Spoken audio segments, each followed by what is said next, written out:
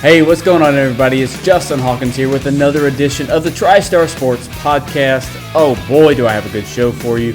Nico Iamaleava is gone. He is off to Cali, back where he came from. He's from Long Beach, California, going back to UCLA, and the Tennessee Titans are on the clock. And all things point to a quarterback down in Miami. It's a good show. You can, of course, follow us along here on the YouTube page. It's my personal YouTube page, Justin Hawkins, and you can go through the playlist of TriStar Sports Podcast. Really appreciate anybody and everybody who's joining along. Like I said, it's a really good show here, and we'll put these videos up and links to them on Twitter, Facebook, Instagram. Twitter, you can find me at jhawkins_20. Facebook, of course, is my name, and Instagram is at jhawkinsuu12. Really good show. Let's start off with just the storylines of what today is. And let me just start by saying happy draft day to all. If you celebrate it, it's a glorious day. And for the Tennessee Titans, who hold the number one overall pick, all things point to the signs of a QB down in South Beach of Miami, Cam Ward. You know, I've been very adamant on this show over the last month or so that you don't have to take the quarterback. And look, that still remains true. But let's be honest with you. The Tennessee Titans are 1,000% taking the quarterback. I was looking on Fanatics Sportsbook just before I started this show at what the odds are of Cam Ward to go number one overall, and it's minus 50,000. That literally means, okay, I just did, for an example, okay, I put $20 in. I was going to win 6 cents. 6 cents is all you were going to win. So obviously you get your money back plus the 6 cents. So it's a foregone conclusion. The Tennessee Titans are taking Cam Ward number one overall. Ian Rappaport put out the other day, and Adam Schefter and all the likes of the top NFL, insiders, that the Tennessee Titans are going to, in fact, stick and pick at number one. This came out, I think it was Tuesday or something like that. And then Wednesday, yesterday, the Tennessee Titans held a pre-draft press conference with Brian Callahan, head coach, the general manager, and Mike Morganzi, and then, of course, the president of football operations, Chad Brinker. They all held a pre-draft press conference yesterday, and basically Borgonzi was asked, if you're going to take phone calls on the number one, people want to trade up, would you tell them to not bother? And he said yes. At this point in time, that is the case. And he said emphatically that, they know who they're going to take. They're going to stick and pick. The whole organization knows who they're going to stick and pick. He said everything that about Cam Ward except for the fact of just saying Cam Ward's name. That is who they're going to pick. The entire world knows the Tennessee Titans are taking Cam Ward. And at this point, you just have to get on the Cam Ward train. Cam Ward's got a really good story. Coming out of college, or coming out of high school, rather, he was a 0-star recruit. Started his career at Incarnate Word. Was pretty successful, got his way, put himself into the transfer portal, went to Washington State University, had 2 good successful years there, played with a potential Titans draft prospect in Kyle Williams, helped him have a pretty solid career over 2 years back in 2022 and 2023. And then, of course, last year goes into the transfer portal again, goes to the University of Miami, tries to get paid, and has a very successful year in Miami. They did lose to Syracuse in the last game of the season in a shootout, really, and they avoided the ACC Conference Championship, did not make the playoff like many thought they would. So we were robbed of seeing Cam Ward, or Shedeur Sanders, rather, in that kind of ilk of the college football playoff. But here we are. Cam Ward, 0-star recruit to number one overall. Something that has never happened in the history of college football, NFL. And that is nothing short of remarkable that Cam Ward was able to, rewrite his story. And basically, the one thing the message that a lot of players, people, that become successful, and especially if they derive from a situation that's not ideal, maybe coming from a rough childhood, didn't have parents or family that was very involved, or the success of playing football was not, they weren't the most talented bunch, but became successful. Some of these biggest storylines is you never give up. Cam Ward is the basically poster child of what never give up means. Going from 0-star to number 1 overall pick. And, it's like I said, it's a foregone conclusion at this point. I said last time on this show that we would go through some mock drafts. So what I want to do today, and we'll get to it in just a bit later, is I want to go through Pro Football Focus's 7-round mock draft simulator. We're going to do 2. We're going to do one with a trade, and then we're going to do one without trades. Obviously, we know the Titans are going to stick and pick at number 1 overall, so we're not going to take any trades at number 1. We're only going to take trades later in the draft.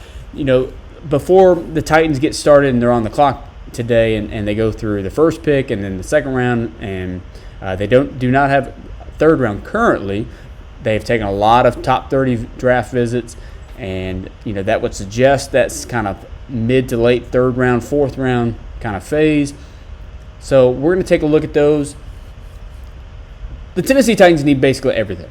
Okay, they need a quarterback, wide receivers, they need offensive lineman depth, they need linebackers, they need defensive ends, they need edge rushers, defensive tackles, safeties, cornerbacks.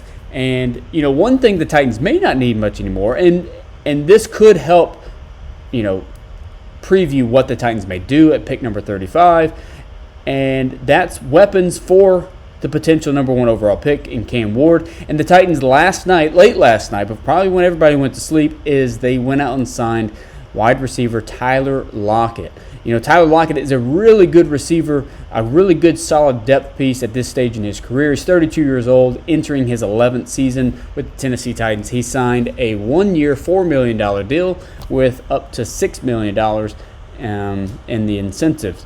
So a really good, solid, cheap deal. If you look at Nick Westbrook-Akine, he's basically going to fill that role of wide receiver 3. Who's pick number 1 or wide receiver 2 right now? That's kind of up for debate. That's why I think you can get that in the draft. But if you ask Cam Ward, Calvin Ridley's the best receiver in football.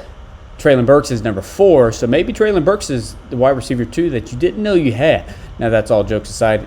Cam Ward last week went on to Twitch playing Fortnite and had a field day with probably getting Titans fans very excited, saying tighten up and listing all kinds of who's the best coach in the NFL? Well, Brian Callahan. Who's the best running backs in the NFL? You had Tony Pollard and Tajay Spears. Who's the best wide receivers in the NFL? You had Calvin Ridley, and then 2 and 3 was Justin Jefferson, Jamar Chase, and number 4 was, you would never think that Treylon Burks is number 4, but he had Treylon Burks as number 4. So Treylon Burks Cam Ward is doing all things that he can to, get Titans fans excited for him to put on a two-tone blue uniform. And I'm sure if last week he had known that Tyler Lockett would have been his new receiver, I'm sure he would have put him ahead of Treylon Burks. All jokes aside, Tyler Lockett has had a very successful 10-year career, all with Seattle to this point, and now comes to Tennessee. In his 10 season, he's amassed 5,864 yards receiving, 661 receptions, 61 touchdowns. He's very available. One of the best traits that you can have, and Mike Vrabel said this a few years ago when he was the head coach of the Titans. Of course, now he's in New England, but it's your best ability is your availability, and that is exactly what Tyler Lockett is. Over the course of his career, he's played multiple seasons where he played every game, last year included. Last year he played 17 games. He had 600 yards, 49 receptions, 2 touchdowns. So obviously his career is going downhill. Of course, the contract would suggest that only $4 million with incentives. I'm sure those incentives are based on touchdowns and yardage totals. Probably reaching 500 yards is a mile marker. Maybe reaching 4 to 5 touchdowns is a mile marker. But I think what you've done here is you brought in a really good receiver, depth at his late stage in his career. Of course, the narrative goes for the Tennessee Titans is this is where the receivers go to retire. You got Julio Jones. If you go way back in there, you got Andre Johnson and Randy Moss, Calvin Ridley coming in. Calvin Ridley had a really good season. I mean, I say really good. He had a decent season, but he had Will Levis throwing the football. And, we'll get to Will Levis in just a minute. But Calvin Ridley had over 1,000 yards receiving last year, had some touchdowns. Nick Westbrook-Akine, of course, he basically played the role of wide receiver 2. Had, I think it was about 500 yards, about 9 touchdowns. And so Tyler Lockett comes in with not a lot of expectations. Basically you're going to put him in the slot, which I think allows you to draft differently.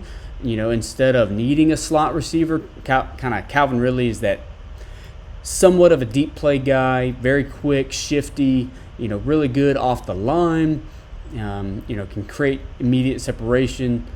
I think Tyler Lockett, of course I talked about his availability. One thing that he does well is he gets down. He doesn't want to be tackled. He'll get out of bounds. Something that probably Titans receivers can learn from is how to get or avoid the tackles and to get hurt. And, I think that Tyler Lockett can be a really good asset for this team. At the very least, to be a better receiver than the previous Tyler we had last year, and Tyler Boyd, who was basically non-existent in this offense. I think it also revolves around the quarterback, and Will Levis was there. Made a lot of bad decisions. I've seen a lot of things where you can compare Will Levis and Cam Ward to the decision-making. Cam Ward has made a lot of bad decisions, such as the pocket breaks down, trying to escape, have to make a play. Instead of just taking the sack or throwing the ball out of bounds, what do? We just throw it up. We create interceptions. We create fumbles, turnovers. Same thing Will Levis has done the last year and a half. And I think Brian Callahan is going to have to drill into his brain early of making those quick decisions. In this press conference yesterday, they did mention, sometimes with these young quarterbacks, you're thinking, throw the ball away, and then they don't, they end up making a really good play. But I think what happens is, don't expect the good play, expect the quarterback and for your coaching ability to make sound decisions, be there as the mentor kind of thing. Brian Callahan is supposed to be this quarterback guru, okay? Well, you're getting your quarterback. The time is now to showcase what you can do as a head coach. And with Cam Ward coming in today, I think you're going to start to see a lot of changes. There's been a lot of changes implemented ever since Brinker took over and Ran Carthon was let go and Mike Borgonzi came in. And I think you're going to see a lot of changes. And one thing that you're going to change is you got to change the quarterback and insert Cam Ward. So I think really for the Titans, obviously the draft starts at 35. So, there's not a lot of expectations. We know what Cam Ward is. He's got big play ability. He's got pocket escape ability. We've got to kind of figure out those decision-making processes, finding those first, second, third reads down the field, finding time. Obviously, I think last time I talked about him being compared to Steve McNair a little bit. His pocket escapability, his toughness, his ability to make the play down the field. He can do all that, but let's kind of put a break on those expectations and just figure out what Cam Ward is and what he's going to be in a Titans uniform.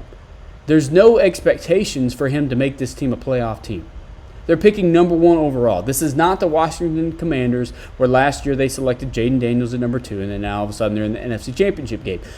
They made a lot of smart roster decisions last year going into the offseason and into the 2024-25 season that the Tennessee Titans are not doing this year. The Titans' offense and defense have so many holes that there is no expectations. I would rather have 4 to 5 wins, but show that Cam Ward has the ability to be a premier passer in this league, or at least a competent average to above average quarterback, versus winning 6 to 7 games solely because of the defense. So, which goes to my thoughts on pick number 35. And of course, if we have time, we'll go through what's left on the board tomorrow, I should say, at pick 35, and what's going on into the weekend with rounds 4 to 7.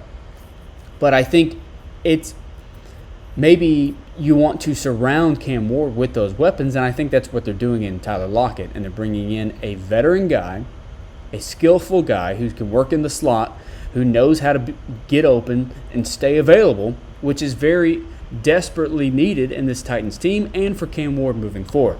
So let's kind of dive into this pro football mock draft. We're going to start with no trades whatsoever. We're going to go through what's available, and we're going to go through all picks, and we'll kind of decide on what the Titans need. Like I said, they need basically everything, so let's get started. All right, so at pick number 1, of course, we are taking Cam Ward. So we'll kind of go through what's available. So now we're at 35. And, of course, I said this is the no trade, so we're going to reject all trade offers. Okay, so the best available currently is Nick Scorton, edge of Texas A&M, Omarion Hampton, running back North Carolina. Luther Burden is available, the wide receiver out of Missouri. Kenneth Grant, defensive tackle, Michigan. If you kind of scroll down a little bit, some other needs that the Titans would need is Maxwell Hairston, quarterback out of Kentucky. He's a really solid ball hawk kind of player. Wide receiver Trey Harris, Ole Miss. Xavier Watts, safety out of Notre Dame. Titans brought him into a 30 visit. Landon Jackson, edge out of Arkansas. Let's kind of go over what was already taken, towards the end of round 1. Edge out of Boston College, Donovan Ezraku was taken at 32 overall to the Philadelphia Eagles. James Pierce, edge out of Tennessee. He was taken to the Bills at pick number 30. Those are the Emeka Egbuka, wide receiver, Ohio State, went to the Green Bay Packers. So there's your kind of options that are gone.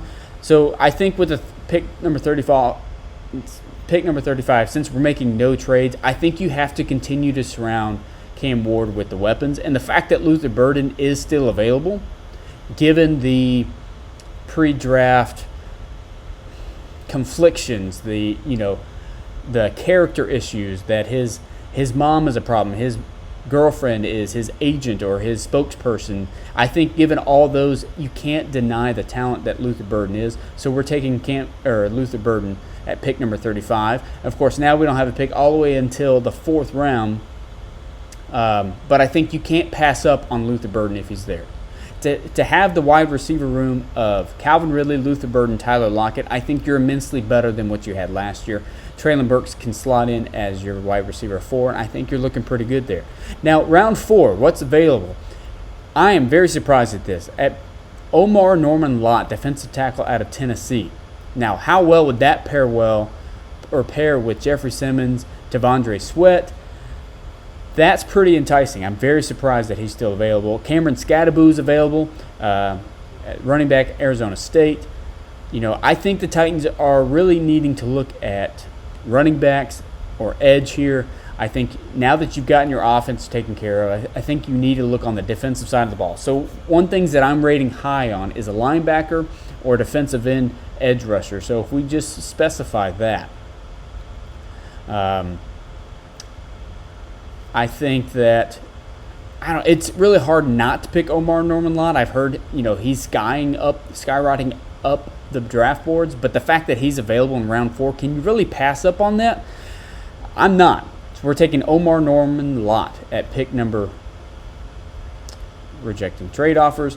So yeah, I'm picking Omar Norman Lott at the top of round 4, pick 103. Now we move down to pick 120, another 4th round pick.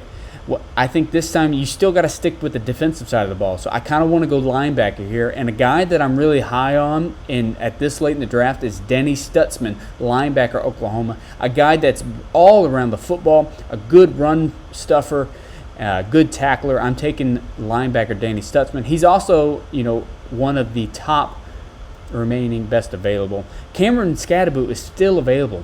That's hard to pick too, but of course you've got Tony Pollard and Tajay Spears. So we're going to go ahead and we're going to take Danny Stutzman as our pick number 120. So now we're going to move into the 5th round where the Titans have pick 141, rejecting trade offers again. So now I kind of want to move into that cornerback and safety because we're lacking on depth, let's just be honest. So what's available at cornerback is Caleb Ransaw out of Tulane, Zoff Frazier, cornerback, University of Texas San Antonio, Upton Stout, Western Kentucky, Jalen Smith, USC, Safety-wise, we've got R.J. Mickens, a solid ball hawk kind of player, and Malachi Moore, safety out of Alabama. I think here we want to go. Zoff Frazier, cornerback UTSA. I kind of wanted to go Quincy Riley, who the Titans had brought in on a 30 visit, but I think we're going to stick with the safety route because we're kind of lacking on that right now. We've got Amani Hooker, then we got Mike Brown. We did have a Justin Hardy Sr. in there, but he, got put on the non-football injury list and was removed from the team. So we're going to go depth at safety with R.J. Mickens, a safety out of Clemson, at pick number 138. So now we move to pick 167 later in the 5th round. So now I feel like we're going to go best available here. Okay, so right now if we look at it, it's Will Howard, quarterback Ohio State, which I'm surprised he's still on the board in round 5. John Gruden with his quarterback class, he's very high on him. So we got Teddy Buchanan, linebacker out of California. I feel like, best available, we could go offensive line depth. We could go Bryce Cabledew, Kansas.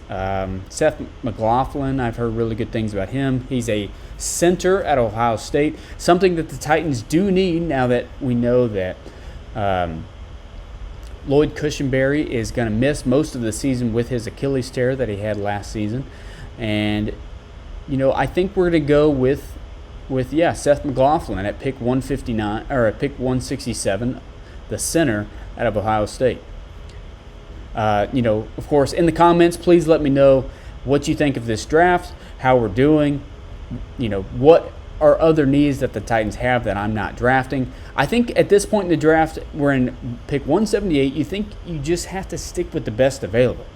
And, best available right now, I think you're looking at maybe sticking on defense, maybe finding some special teams roles.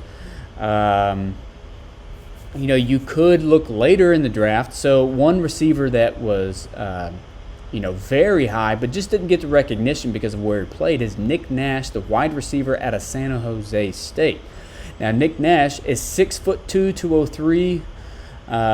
He's versatile playmaker. This is according to PFF. He's a versatile playmaker with a wide receiver skill set and a quarterback's instincts, something that you might want to have on your roster given the fact that, you're drafting a quarterback. He's a fluid route runner with reliable hands and the ability to make contested catches in traffic. Nash excels after the catch using quickness and vision to turn short throws into big gains. His experience as a former quarterback gives him a strong understanding of coverages and soft spots in the zone.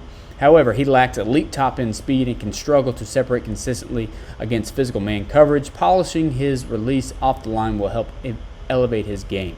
So if we're looking at just wide receivers, the best available is Nick Nash. Then you got Ricky White out of UNLV, Arian Smith, Georgia. I don't like Arian Smith because on the big stages, he had a lot of drops. I'm good with the drops.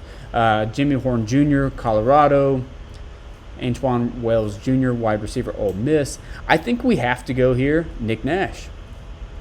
I think that's a pretty solid get for in the 6th round. Now we move to pick 188 in the 6th. At this point, I think you're just staying with that, best available. And, if you kind of scrolled away here, I think you could get depth at running back. The Titans, like I said, have Tony Pollard and Tajay Spears. I think you could go a quick back in Jordan James out of Oregon. He's a little bit shorter, 5'9", weighs 205, but he's tough downhill running back with excellent vision and a no-nonsense style. He thrives between the tackles. I think it could be an excellent change of pace back, and I'm going to go ahead and get Jordan James, running back out of Oregon, with pick number 188.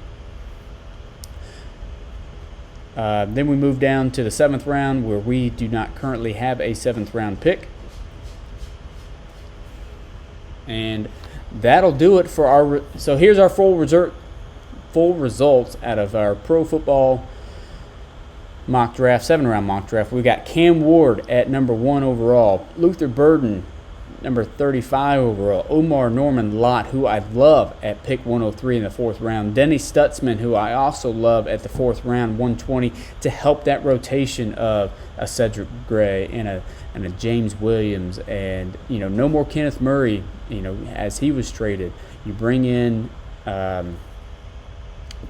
Cody Barton from that they signed off of Denver Broncos. At pick number 141, we got R.J. Mickens, safety out of Clemson. Seth McLaughlin, center, Ohio State at 167. Nick Nash, wide receiver, San Jose State, 178. I think that could be really good value for in-depth, wide receiver room there. And then Jordan James, running back, Oregon. All right, let's do this one more time. This time we're going to have trades. I'm really thinking mainly just – so obviously we're going Cam Ward, but I'm thinking really we're just going to trade down at pick number 35 and see what kind of offers we get. So we've taken Cam Ward 35. Let's first go over our options. And so according to this mock draft, James Pierce had just gone at number 31 to the Chiefs. Marion Hampton went running back to the Eagles. Emeka Ibuka went to Washington. But Luther Burden again is available. This time Donovan Eziraku is available. Now, if we're looking at our trades, we've got 2 trade offers. We can move down to pick 42 with the Jets. They are going to offer us pick 42 and a 2026 4th round pick for our pick 35.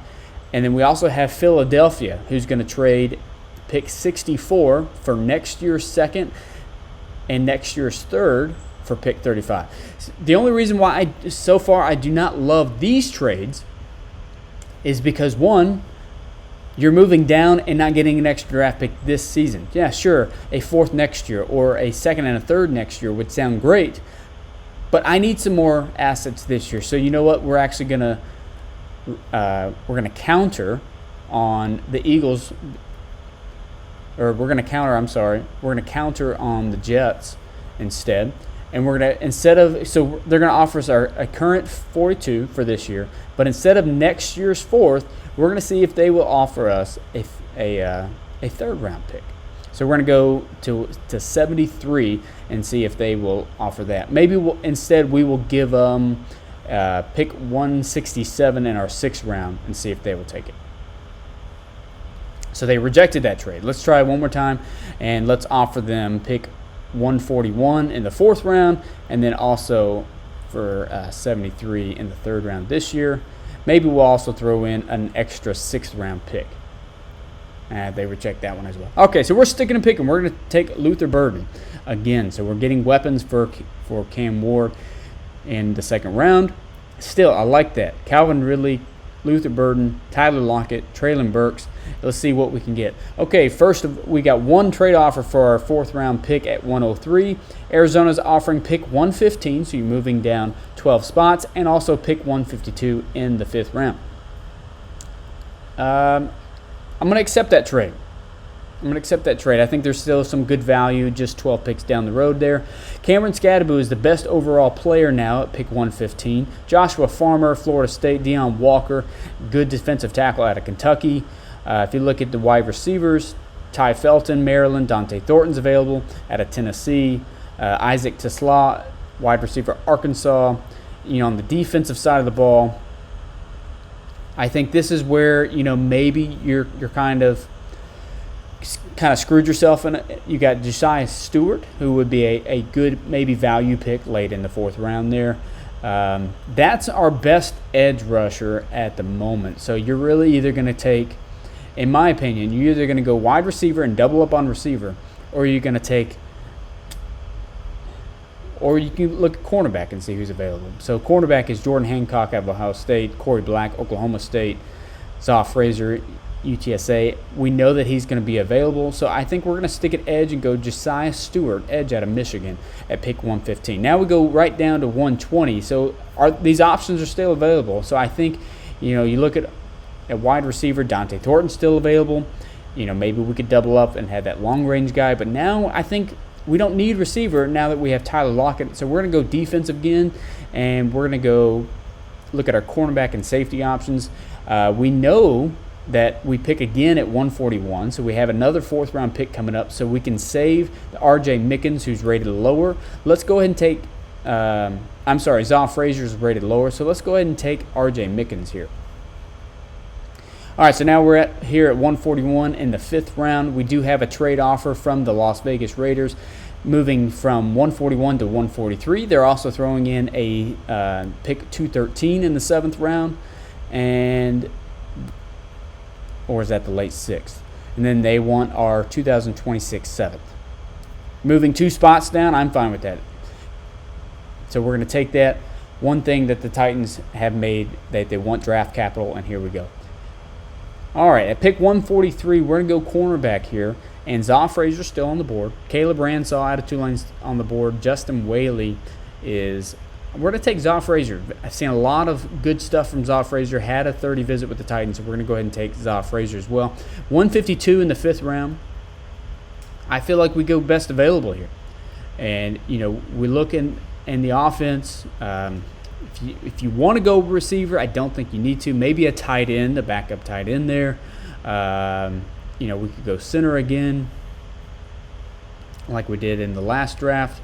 We could go defensive tackle. Jordan Farmer's available. He's 6'3", 305. He's one of the highest ceiling defensive tackle prospects in day 2. Physically, he checks almost every box. Now, this is day 2, and we're picking right now in day 3. So I think you have to go value pick here and go Joshua Farmer out of Florida State. So that's our one pick at 152. Now we go to 167 in the 5th round.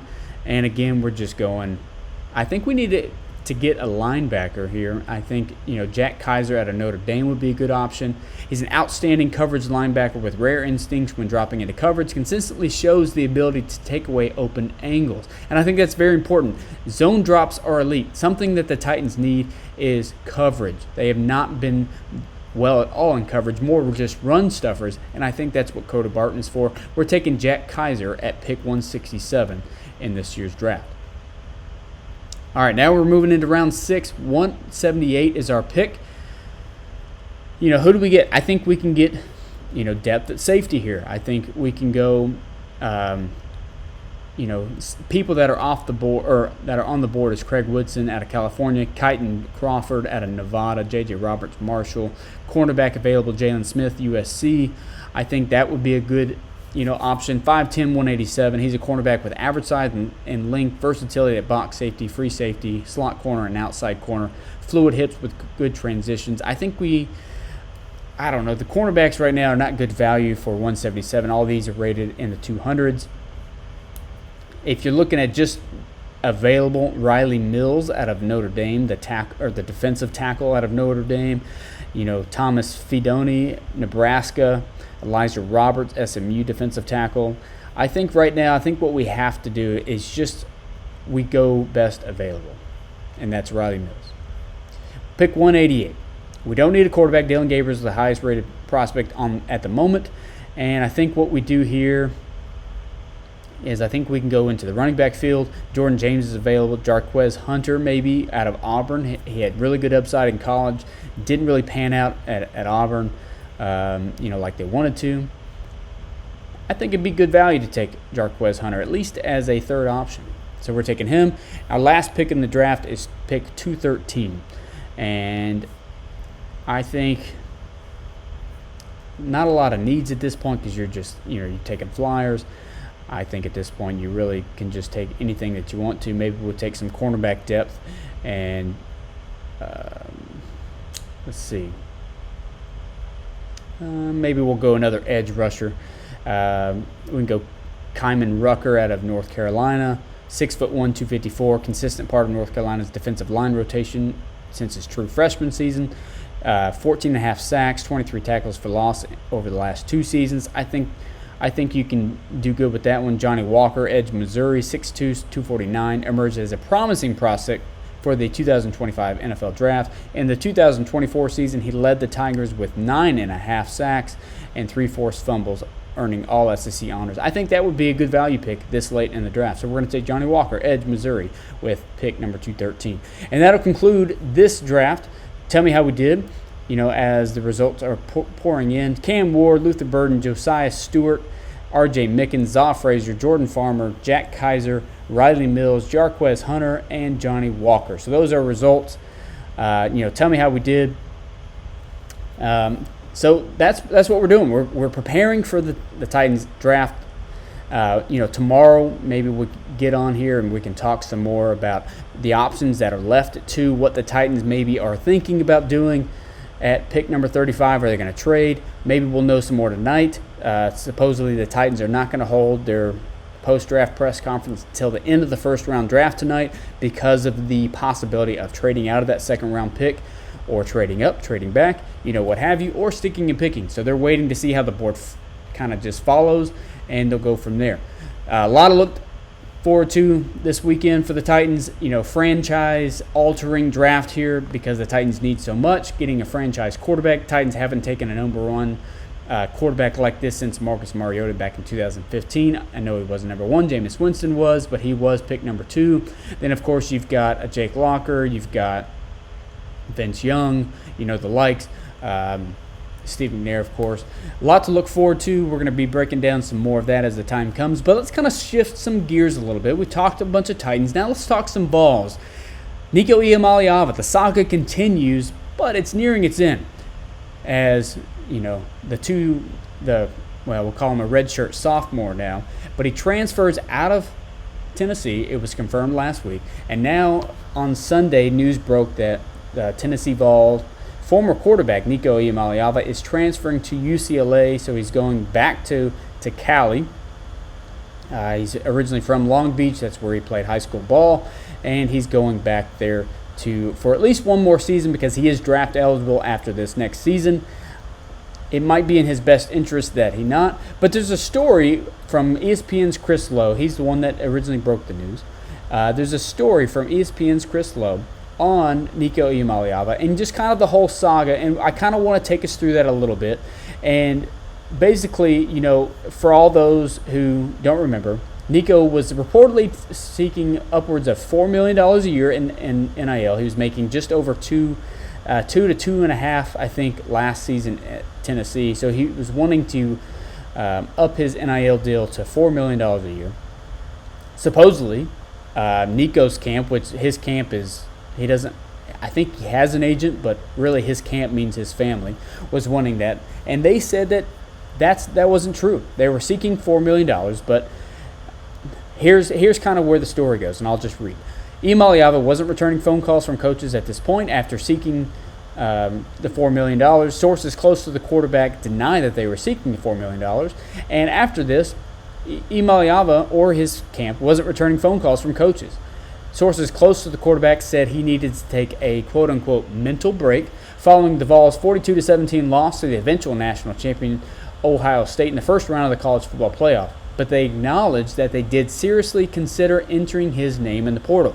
This is back in December when reportedly contract for the NIL deal had started.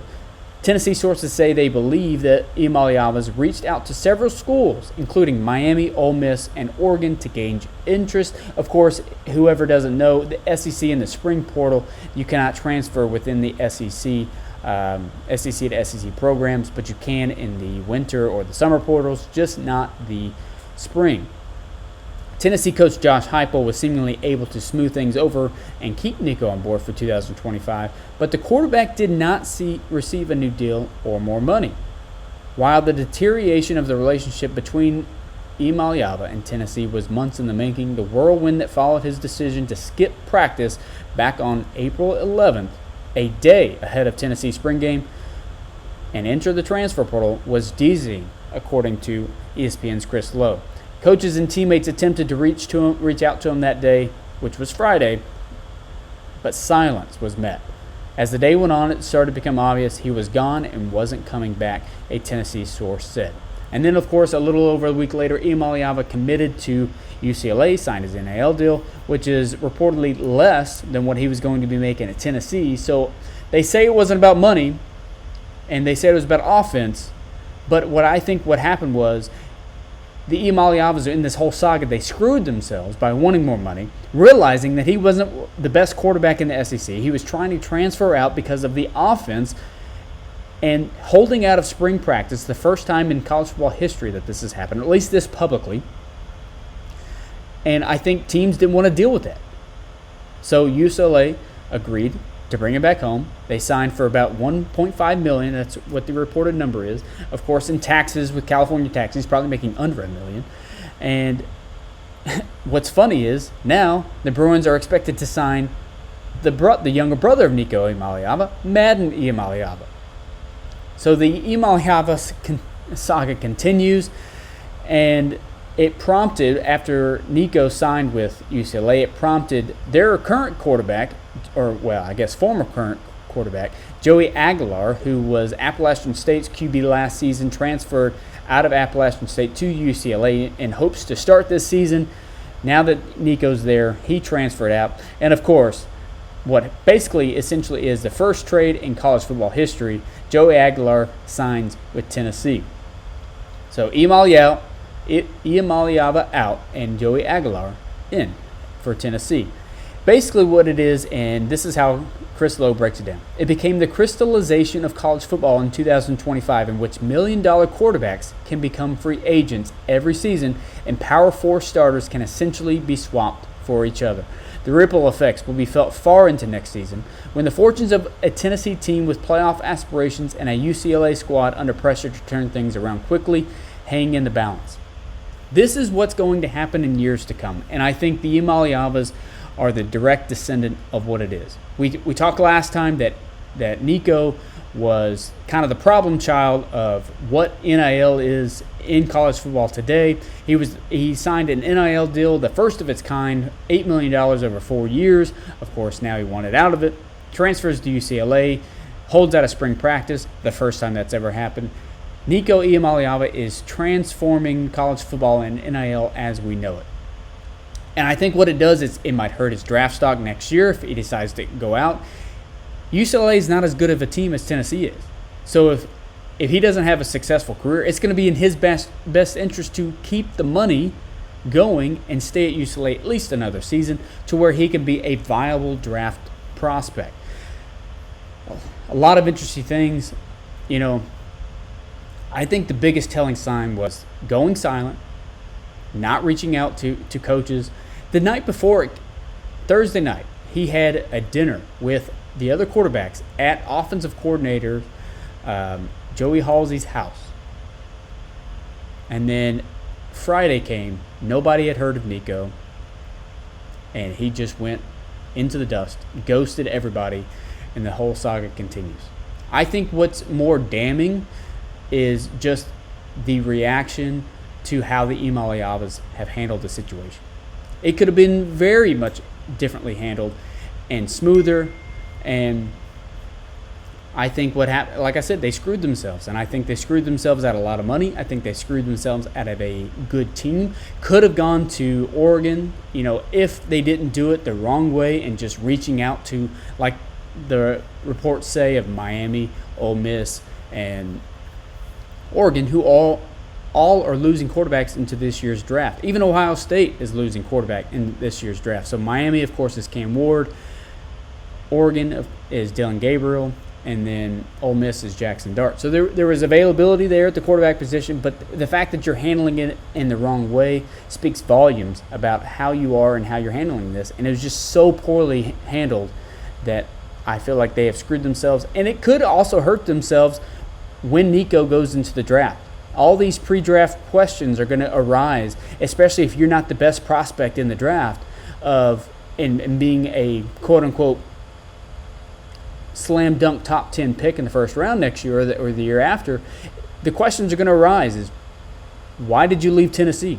Did you want to hold out just for more money? Was it about the offense? So many questions, and Nico's going to have to answer for them. Not his camp and his dad and Nick Iamaleava and all the sorts of that. But Nico's going to have to answer for those, and it was so poorly handled.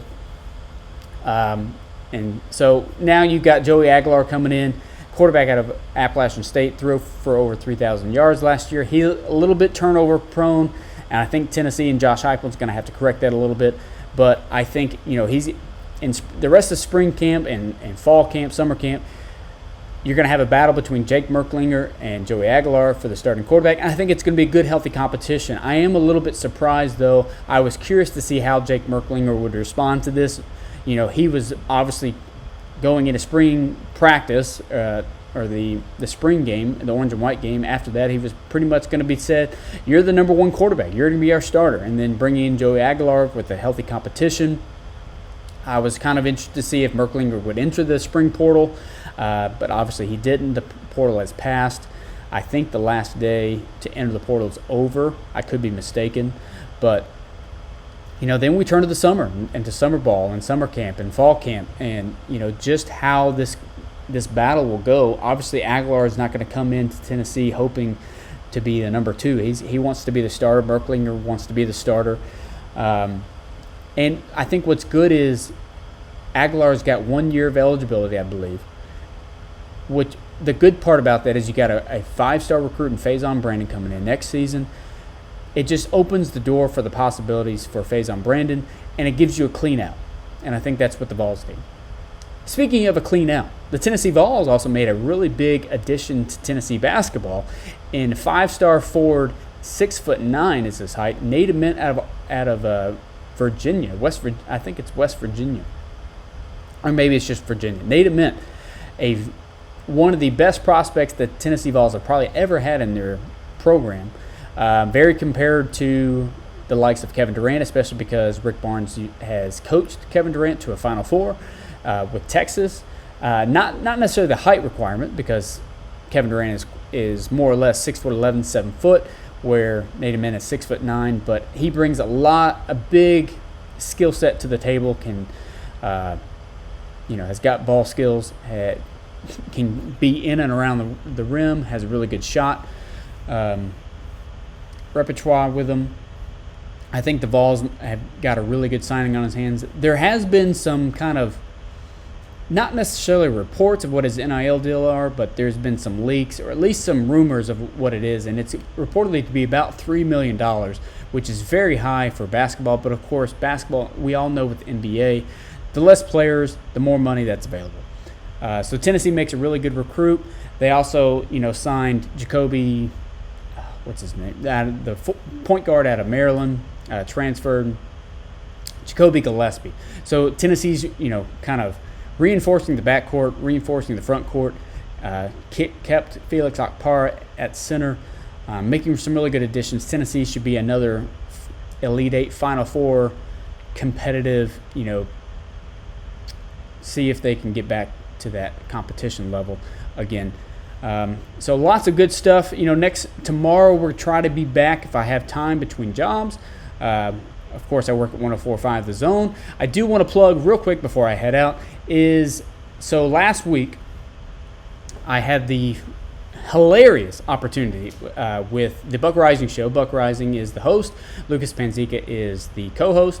And the producer is Robert, or Bert, Walsh, on the Buck Rising show, 10 to 1 every day. And they presented me with the opportunity to record a exclusive draft interview, social media video, that we went to the Nashville Zoo to interview some animals. So we're going to put the link into our comments, and please go watch the video. It's about 5.5 minutes long. Basically what we did is we toured the zoo, where Robert Walsh interviewed the meerkats, miniature horse, Hamish, the viral Highland cow in Nashville. Went and rode the Eagle, which is a zip line attraction ride at the Nashville Zoo. And basically, we just asked a bunch of questions to zoo animals about what the Titans should do at the NFL Draft, including a alpaca or llama, I can't remember which one it is, about what the Titans should do in the second round. And it was a pretty threatening comment from the llama, saying that if they don't pick Luther Burden at pick number 35, then he's going to come into the front office and spit on everybody. So it's a very funny interview, and it's about 5.5 minutes long. I shot the video, edited it. Very proud of what it became. Lots of people at the Zone and online have shown lots of appreciation for it. Looks like there may be some more videos like this down the line, so please stay tuned to that. I'll drop the video in the comments, so please go like and follow those. If you're not already Also, we'll plug and like and subscribe my page. But if you're not liking and subscribing the 104.5 The Zone's YouTube page, please go ahead and do that. Lots of good content every day. I am the producer on the Ramon Kayla Will Show from weekdays, Monday to Friday, 6 to 10 a.m. So you can see me on all kinds of avenues. But of course, this is the TriStar Sports Podcast. I do appreciate you if you have followed me to this point. I appreciate you for sticking with me. If you're new to the show, thank you for joining. Please like and subscribe on my YouTube page. It's my personal YouTube page. You can follow along on all the TriStar Sports Podcasts where we talk all things Tennessee Titans, Tennessee Vols, Nashville Predators, who just finished their season, third best odds to win the NHL Draft Lottery, which is coming up this summer, and Nashville SC. Sometimes we'll talk about other sports in Tennessee or nationally. But until then, I'm Justin Hawkins with the TriStar Sports Podcast. Hopefully we'll see you tomorrow, and we'll talk about Day 2 and Day 3 picks for the Tennessee Titans and break it all down. We'll see you next time. This has been the TriStar Sports Podcast. I'm Justin Hawkins.